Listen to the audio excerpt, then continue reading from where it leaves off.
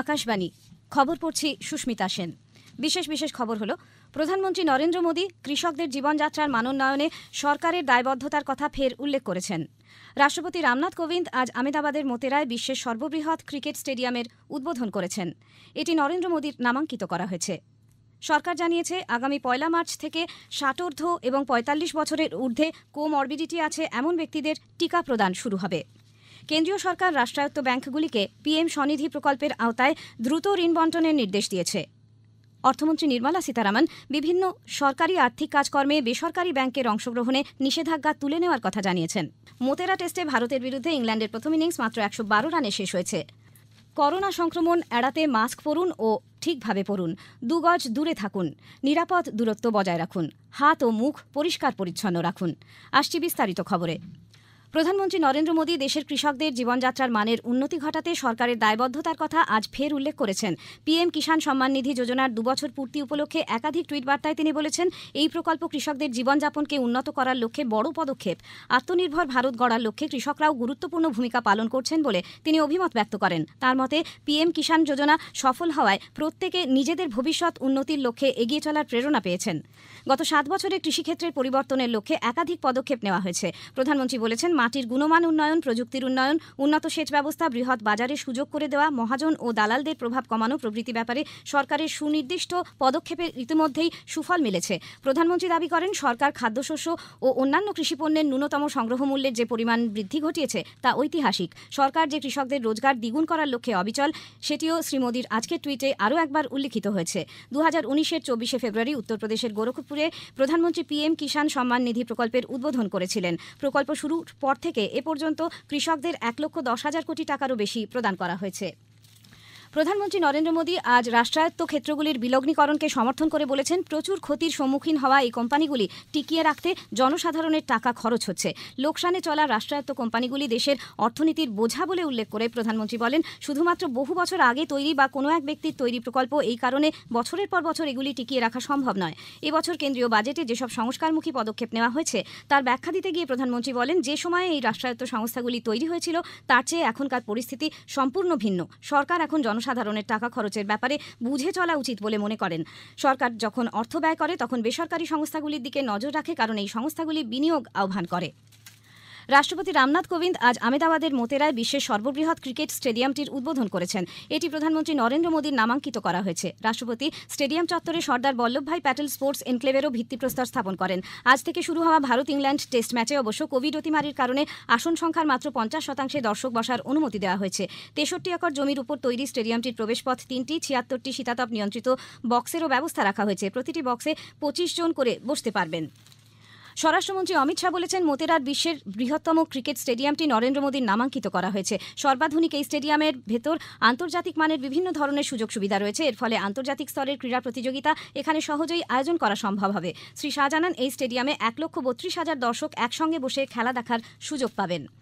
আগামী 1 মার্চ থেকে দেশে 60ঊর্ধ্বদের করোনা প্রতিষেধক প্রদান শুরু হবে। সেই সঙ্গে 45 বছরের ঊর্ধ্বে যেসব ব্যক্তি নানা ধরনের অসুখে ভুগছেন তাদেরও এই পর্বে টিকা দেওয়া হবে। আজ নতুন দিল্লিতে প্রধানমন্ত্রীর সভাপতিত্বে মন্ত্রিসভার বৈঠকের পর তথ্য ও সম্প্রচার মন্ত্রী প্রকাশ জাভড়েকর জানান, 10,000 সরকারি হাসপাতালে সম্পূর্ণ নিখরচায় টিকা দেওয়া হবে। आज तक 1,07,67,000 लोगों को टीकाकरण हुआ है। दुनिया में सबसे तेज हुआ है और प्रैक्टिकली बहुत ही इनसिग्निफिकेंट नंबर में कंप्लेंट आई नहीं आई कहीं भी।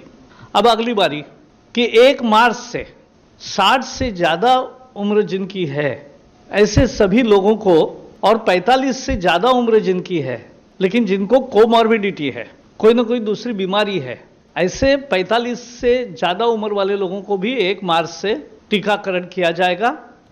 মন্ত্রিসভা এদিন তথ্য প্রযুক্তি শিল্পের হার্ডওয়্যার নির্মাণের ক্ষেত্রে উৎপাদন নির্ভর উৎসাহদান প্রকল্পেরও অনুমোদন দিয়েছে। ল্যাপটপ, ট্যাবলেট, পার্সোনাল কম্পিউটার ও সার্ভার তৈরির ক্ষেত্রে এই প্রকল্প থেকে সাহায্য নেওয়া হবে। তথ্য প্রযুক্তি মন্ত্রী রবিশঙ্কর প্রসাদ জানিয়েছেন, এই প্রকল্পের জন্য 7,350 কোটি টাকা বরাদ্দ করা হয়েছে। এর ফলে 80,000 প্রত্যক্ষ ও অপ্রত্যক্ষ কর্মসংস্থানের সুযোগ তৈরি হবে। लैपटॉप, टैबलेट्स, आईपैड वगैरह में 80% बाहर से एक्सपोर्ट होकर आते हैं। तो आज की जो हमारी स्कीम है इसमें कि यहाँ मैन्युफैक्चरिंग शुरू हो, ये हमारी पूरी कोशिश होगी। तो इसलिए हम 5 जो लार्ज कंपनी है जो बनाती हैं, जो 50% ऑफ द वर्ल्ड मार्केट को कंट्रोल करते हैं, उनको हम हिंदुस्तान में लाना चाहते हैं। और इंडियन कंपनी को भी हम बनाना चाहते हैं नेशनली चैंपियन। খবর শুনছেন আকাশবাণী থেকে। কেন্দ্রীয় সরকার রাষ্ট্রায়ত্ত ব্যাংকগুলিকে পিএম স্বনিধি প্রকল্পের আওতায় দ্রুত ঋণ বন্টন করার নির্দেশ দিয়েছে। আবাসন ও নগরোন্নয়ন মন্ত্রকের তরফে আজ ব্যাংকগুলিকে একটি চিঠি পাঠিয়ে প্রকল্পের বিস্তার ঘটানোর জন্য কয়েক দফা পরামর্শ দেওয়া হয়েছে। এই প্রকল্পে রাস্তায় যেসব ভেন্ডাররা ব্যবসা করেন তাদের কোনো গ্যারান্টি ছাড়াই ঋণ দেওয়া হবে। মন্ত্রক বলেছে, ব্যাংকগুলিকে ঋণ দেওয়া সংক্রান্ত সিবিল স্কোর শিথিল করতে হবে। শুধু তাই নয়, উপভোক্তাদের সুবিধার্থে ঋণদানের পদ্ধতিও সরল করতে হবে। কেন্দ্রীয় সরকার বিভিন্ন সরকারি আর্থিক কাজকর্মে বেসরকারি ব্যাংকের অংশগ্রহণের ওপর যে নিষেধাজ্ঞা ছিল তা তুলে নিয়েছে। এর মধ্যে রয়েছে কর ও রাজস্ব এবং পেনশন প্রদান ব্যবস্থা। এছাড়া বেসরকারি ব্যাংকগুলি এবার থেকে ক্ষুদ্র সঞ্চয় প্রকল্পেরও অংশীদার হতে পারবে। অর্থমন্ত্রী নির্মলা সীতারামন আজ এ খবর জানিয়েছেন। এর আগে কিছু বেসরকারি ব্যাংককে সীমিতভাবে এ ধরনের আর্থিক কাজকর্মে অংশ নেওয়ার অনুমতি দেওয়া হয়েছিল, কিন্তু এবার থেকে গ্রাহকদের সুবিধার্থে এবং ব্যাংকগুলির মধ্যে প্রতিযোগিতা বাড়াতে সব বেসরকারি ব্যাংককেই এ ধরনের লেনদেনে অংশ নেওয়ার অনুমতি দেওয়া হলো। কেন্দ্রীয় সরকার 10টি রাজ্যের ক্রমবর্ধমান করোনা সংক্রমণ নিয়ন্ত্রণে আনার লক্ষ্যে বিভিন্ন বিভাগের বিশেষজ্ঞদের নিয়ে উচ্চ পর্যায়ের কয়েকটি দল গঠনের সিদ্ধান্ত নিয়েছে। প্রতিটি দলে 3 জন সদস্য থাকছেন। এই দলগুলির নেতৃত্ব দেবেন স্বাস্থ্য মন্ত্রকের যুগ্ম সচিব পর্যায়ের আধিকারিকরা। দলগুলি মহারাষ্ট্র, কেরালা, ছত্তিশগড়, মধ্যপ্রদেশ, গুজরাট, পাঞ্জাব, কর্ণাটক, তামিলনাড়ু, পশ্চিমবঙ্গ এবং জম্মু ও কাশ্মীরে গিয়ে রাজ্য সরকার ও স্থানীয় প্রশাসনের সঙ্গে সম্মিলিতভাবে করোনা সংক্রমণ প্রতিরোধের লক্ষ্যে কাজ করবে। এদিকে কেন্দ্রীয় স্বাস্থ্য সচিব রাজেশ ভূষণ সব রাজ্য প্রশাসনকে চিঠি পাঠিয়ে সংক্রমণের শৃঙ্খল ভাঙার লক্ষ্যে আরটিপিসিআর পরীক্ষা বাড়াতে বলেছেন। নতুন করোনা স্ট্রেন ছড়িয়ে পড়ার পরিপ্রেক্ষিতে আরটিপিসিআর ও র্যাপিড অ্যান্টিজেন পরীক্ষার সংখ্যা আরও বাড়ানো উচিত বলে চিঠিতে তিনি উল্লেখ করেন। দেশে কোভিড-19 থেকে আরোগ্যের হার বর্তমানে 97.25%। স্বাস্থ্যমন্ত্রক জানিয়েছে, গত 24 ঘন্টায় 14,037 জন রোগমুক্ত হয়েছেন। নতুন করে সংক্রমিত হয়েছেন 13,742 জন। পশ্চিমবঙ্গে একদিনে নতুন করে করোনা সংক্রমিত হয়েছেন 202 জন। এ নিয়ে রাজ্যে মোট সংক্রমিতের সংখ্যা দাঁড়িয়েছে 5,74,301। রাজ্য স্বাস্থ্য দপ্তরের আজ সন্ধ্যায় প্রকাশিত রিপোর্ট অনুযায়ী এই সময়কালে আরোগ্য লাভ করেছেন 221 জন। এই একই দিনে সংক্রমণে মৃত্যু হয়েছে 3 জনের। ঋণদান সংক্রান্ত রেটিং সংস্থা ইকরা বলেছে, ভারতীয় অর্থনীতি চলতি বছরের জানুয়ারি মাস থেকে পুনরুজ্জীবনের পথে প্রবেশ করেছে। 2020 ডিসেম্বর মাসের তুলনায় এ সংক্রান্ত 6টি সূচকের সুনির্দিষ্ট উন্নতি পরিলক্ষিত হয়েছে।